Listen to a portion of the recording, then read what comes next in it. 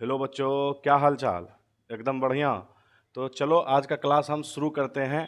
आज का टॉपिक हम लोग का रहने वाला है न्यूक्लिक अम्ल। क्या रहने वाला है? न्यूक्लिक अम्ल। इसी के बारे में हम लोग डिस्कशन करेंगे आज। तो हम लोग ये जो न्यूक्लिक अम्ल है ये जैव रसायन चैप्टर का ही एक भाग है। इससे भी एग्जाम में प्रश्न बहुत ज़्यादा पूछा जाता है, ठीक ना। जिसमें कि इसी में हम लोग को पढ़ना है डीएनए और आरएनए, जो कि एग्जाम में 5 नंबर का प्रश्न या 2 नंबर का प्रश्न यहाँ से भी बन जाता है। कभी कभी तो जो है डीएनए एवं आरएनए में अंतर क्या होता है, अंतर स्पष्ट करें, इस प्रकार से प्रश्न दे देता है। तो पहले हम लोग बेसिक चीज़ इसका सीखते हैं, फिर हम लोग डीएनए और आरएनए का बात करेंगे, ठीक है। तो अब प्रश्न उठता है कि न्यूक्लिक अम्ल होता क्या है, न्यूक्लिक अम्ल है क्या। तो ये जो है जीवित जो प्राणी है उसमें पाया जाने वाला एक जैविक घटक होता है न्यूक्लिक अम्ल, और ये कोशिकाओं में पाया जाता है। हम लोग सब जानते हैं कि प्रत्येक मनुष्य या प्रत्येक जो जीवित प्राणी है वो सब का जो शरीर है वो कोशिकाओं से मिलकर बना हुआ होता है। वही जो कोशिका से मिलकर बना हुआ है वही उसी कोशिका में उपस्थित होता है न्यूक्लिक अम्ल। अच्छा, कोशिका में कहाँ उपस्थित होगा? तो कोशिका में पाया जाता है केंद्रक, वही केंद्रक में ही उपस्थित होता है न्यूक्लिक अम्ल। तो अब ये प्रश्न उठता है, क्या सिर्फ कोशिका के केंद्र में ही पाया जाएगा न्यूक्लिक अम्ल? नहीं, कोशिका द्रव्य में भी पाया जाता है न्यूक्लिक अम्ल। अभी हम जब आगे बात करेंगे तो डीएनए पाया जाता है केंद्रक में, जो कि एक न्यूक्लिक अम्ल है, और आरएनए पाया जाता है कोशिका द्रव्य में, जो कि वो भी एक प्रकार का न्यूक्लिक अम्ल ही है, ठीक ना। तो हम एक एक करके सब के ऊपर बात करने वाले हैं। तो आइए हम लोग जो है आगे समझने का प्रयास करते हैं, ठीक है। तो अब प्रश्न उठता है कि न्यूक्लिक अम्ल किन किन चीज़ों से मिलके बना हुआ होता है या किन किन पदार्थों से मिलके बना हुआ होता है। तो याद रखना है कि जो न्यूक्लिक अम्ल होता है उसमें मेन रूप से जो कार्बन उपस्थित होता है, हाइड्रोजन उपस्थित होता है, ऑक्सीजन भी रहता है, नाइट्रोजन का भी अंश रहता है, और साथ ही साथ फास्फोरस का भी अंश उपस्थित होता है। किसमें? न्यूक्लिक अम्ल में, ठीक है। अब न्यूक्लिक अम्ल को दो भागों में वर्गीकृत किया गया है। एक वर्ग होता है डीएनए, जिसको जो है डी राइबो न्यूक्लिक एसिड बोलते हैं। दूसरा होता है आरएनए, जिसको राइबो न्यूक्लिक एसिड बोलते हैं या राइबो न्यूक्लिक अम्ल बोलते हैं। अब यहाँ पे प्रश्न उठता है कि डीएनए और आरएनए में अंतर क्या है। तो याद रखिएगा, डीएनए और आरएनए में जो भस्म पाया जाता है एक विशेष प्रकार का डीएनए में होता है, जो है डीएनए में थाइमिन होता है और आरएनए में यूरासिल होता है। बस यही मेन अंतर है। और जो भस्म उपस्थित होता है लमसम दोनों में समान ही रहता है। उसमें भी डीएनए में भी पेंटोस शर्करा पाया जाता है और आरएनए में भी पेंटोस शर्करा पाया जाता है, ठीक ना। तो और हम बढ़िया से इसके ऊपर डिस्कशन करेंगे। तो पहले हम लोग देख लेते हैं जो बोर्ड पे लिखा हुआ है, इसको थोड़ा सा समझने का हम लोग प्रयास करेंगे।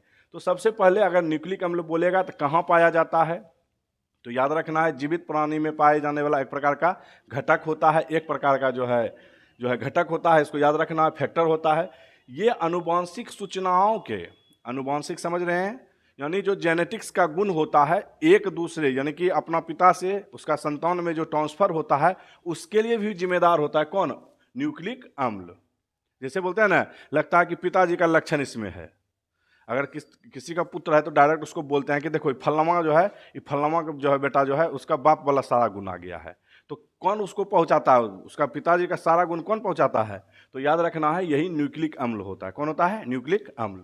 अच्छा, अभी हम जस्ट चर्चा किए हैं कि कोशिका के न्यूक्लियस के कण जो अनुवांशिकता के लिए उत्तरदायित्व होते हैं, जो ये अपना योगदान को निभाता है, जो अपने आप को जिम्मेदारी लेता है, रिस्पॉन्सिबिलिटी लेता है एक जगह से दूसरी जगह ले जाने का, ट्रांसफर करने का, वो होता है क्रोमोसोम। कौन होता है? क्रोमोसोम।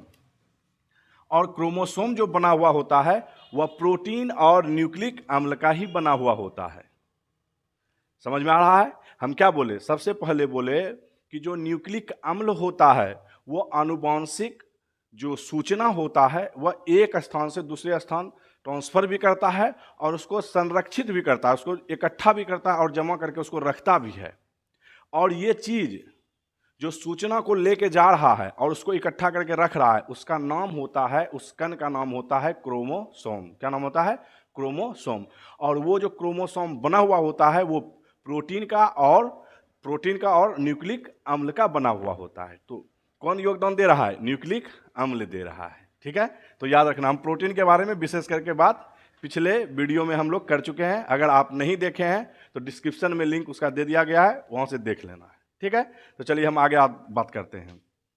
अब हम जो आगे बात करने वाले हैं कि न्यूक्लिक अम्ल किन किन चीज़ों से मिलकर बना होता है या किन किन तत्वों से मिलकर बना हुआ होता है। तो याद रखना है, न्यूक्लिक अम्ल कार्बन से, हाइड्रोजन, ऑक्सीजन, नाइट्रोजन एवं फास्फोरस से युक्त एक जटिल कार्बनिक यौगिक होता है। कार्बन उपस्थित हो गया तो कार्बनिक यौगिक तो होगा ही, ऑर्गेनिक कंपाउंड तो होगा ही, हम लोग सब जानते हैं। बहुत अच्छा, तो जो कोशिका के केंद्र में पाया जाता है, कहाँ पाया जाता है? केंद्र में, यानी न्यूक्लियस में पाया जाएगा। कौन? जो ये जटिल कार्बनिक यौगिक है। कौन है जटिल कार्बनिक यौगिक? न्यूक्लिक अम्ल। ये कहाँ पाया जाएगा? केंद्रक में पाया जाएगा। इसी कारण से केंद्रक में, न्यूक्लियस में पाया जाता है, इसी वजह से इसका नाम पड़ता है न्यूक्लिक अम्ल। क्या नाम पड़ता है? न्यूक्लिक अम्ल। बहुत अच्छा। अब यही न्यूक्लिक अम्ल को दो प्रकार से वर्गीकृत किया गया। कितने वर्ग में? दो। एक होता है डीएनए और दूसरा होता है आरएनए। एक होता है डीएनए, दूसरा होता है आरएनए।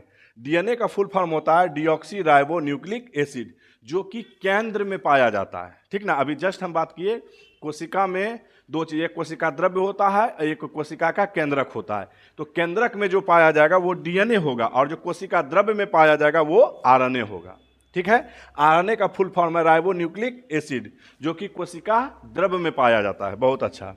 अब देखिए फिर क्या कहता है कि न्यूक्लिक अम्ल न्यूक्लियोटाइड्स है। क्या है? न्यूक्लियोटाइड्स है।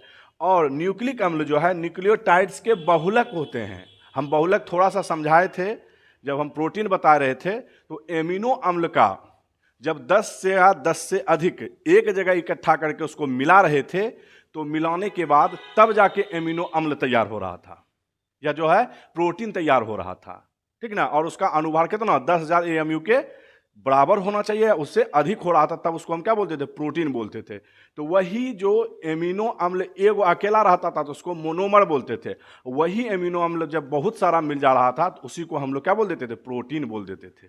ठीक ना, तो उसी प्रकार से अगर कोई एगो है तो उसको मोनोमर मिलते हैं बोलते हैं, और जब बहुत सारा मोनोमर मिल जाएगा तो वो बहुलक बन जाता है, पॉलीमोनोमर बन जाता है। ठीक है, बहुत अच्छा। तो इसी प्रकार से यहाँ पे वही बोल रहा है कि न्यूक्लिक अम्ल जो है, ठीक ना, न्यूक्लिक अम्ल में कौन? डीएनए एवं आरएनए, ये न्यूक्लियोटाइड्स है। क्या है? न्यूक्लियोटाइड्स है। इसी कारण से इसका नाम जो है न्यूक्लिक अम्ल का एक और नाम पड़ जाता है पॉलीन्यूक्लियोटाइड्स। क्या कहते हैं? पॉलीन्यूक्लियोटाइड्स। बहुत अच्छा। अब हम लोग जो है आगे देखते हैं कि अगर हम डीएनए और आरएनए का जल अपघटन करें, उसको तोड़ने का प्रयास करें, तो हम जो है थोड़ा सा क्रिएटिव माइंड को बनाएं। तो अगर जानने का हम प्रयास करें कि डीएनए को तोड़ेंगे तो क्या मिलेगा और आरएनए को तोड़ेंगे तो जो है क्या मिलेगा, तो अब हम तोड़ने का प्रयास कर रहे हैं, तोड़ के देख रहे हैं। तो जैसे ही उसका जल अपघटन करते हैं तो हमको पेंटोज शर्करा मिलता है। एगो क्या देखने मिलता है?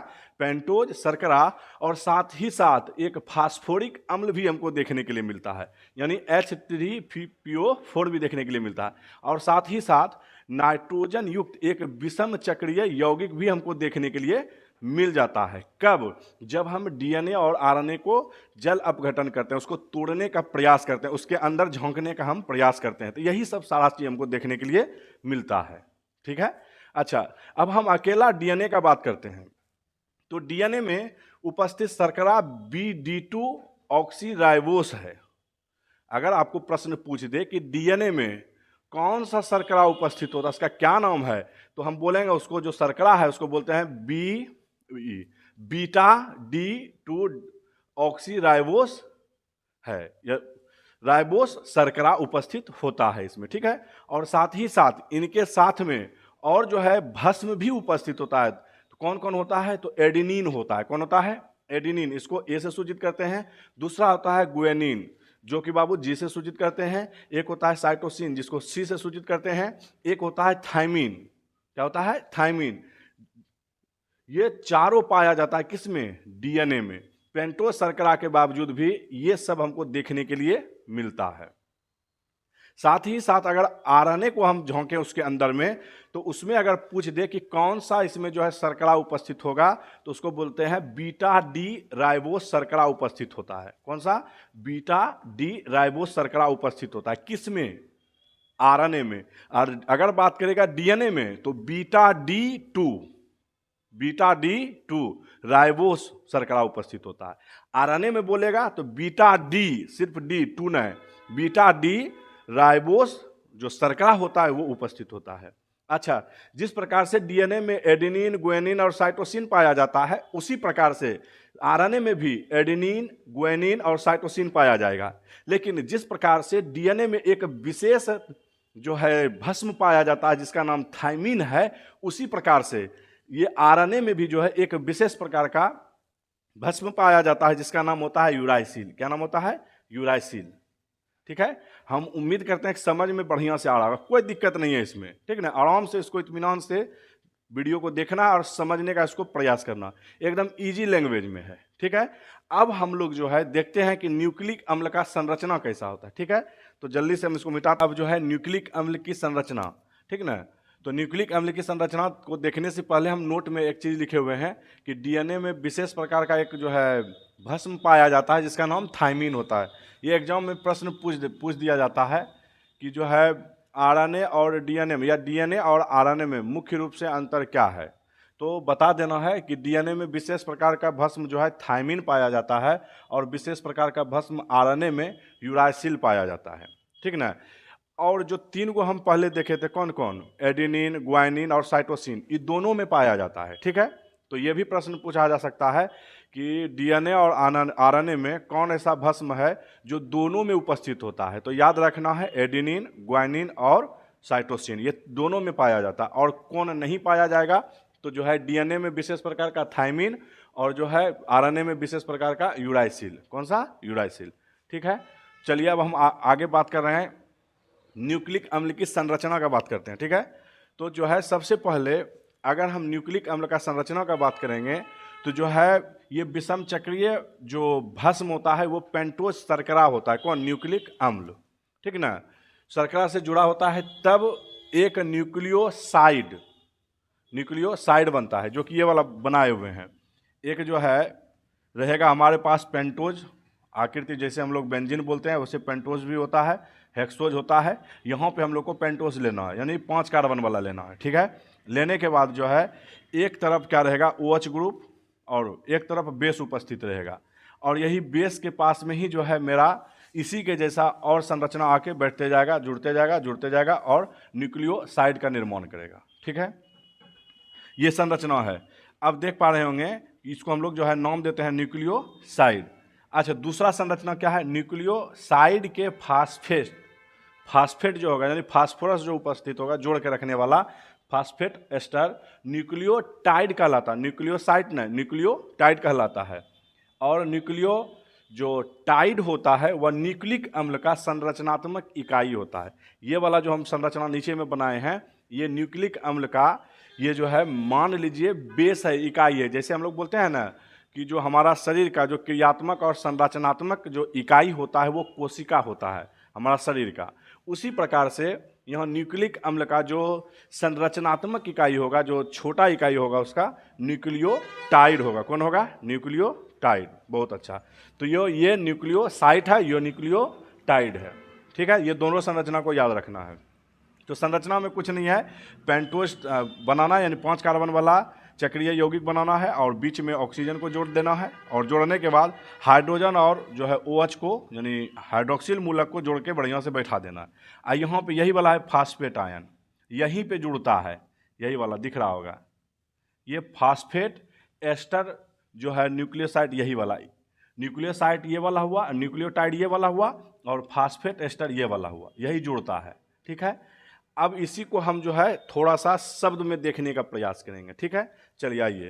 तो यहाँ पे लिखा हुआ है कि न्यूक्लिक अम्लों में जो शर्करा तथा फास्फेट इकाइयाँ एकांतरित होता है, यानी एक क्रमबद्ध तरीका से चलता है। ठीक है, एक इकाइयाँ एकांतरित क्रम में पाई जाती है, तथा भस्म जो है भस्म से शर्करा जुड़ा हुआ होता है, यानी जो शर्करा होता है वो भस्म से जुड़ा हुआ होता है। कैसे? तो देखिए यहाँ पे शर्करा होगा, फिर फास्फेट होगा, फिर शर्करा होता, ये एक क्रम के अनुसार से है। ठीक ना, यही शर्करा रहता, फिर शर्करा रहता, फास्फेट आ जाता, तब फिर वो जो है लगातार नहीं हुआ। तो यहाँ पे देखिए एक कंटिन्यू तरीका से जो है बढ़ते जा रहा है। शर्करा आया फिर फास्फेट आया, फिर शर्करा आया फिर फास्फेट आया, फिर शर्करा आया फिर फास्फेट आएगा, फिर शर्करा आएगा फिर फास्फेट आएगा।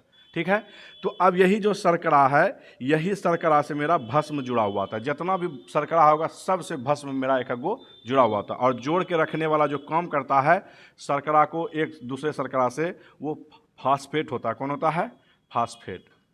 तो आज हम लोग जो है मेन रूप से न्यूक्लिक अम्ल क्या है, न्यूक्लिक अम्ल कितने प्रकार का होता है, न्यूक्लिक अम्ल का संरचना क्या है, कैसे संरचना होता है, इसके बारे में देखें। और इसका बचा हुआ भाग जो है हम लोग नेक्स्ट वीडियो में देखेंगे। ठीक है, तो हम उम्मीद करते हैं आपको यहाँ तक समझ में आया होगा। अगर वीडियो पसंद आया तो लाइक करना है और ठोक के और जो है सब्सक्राइब करना है। ठीक है।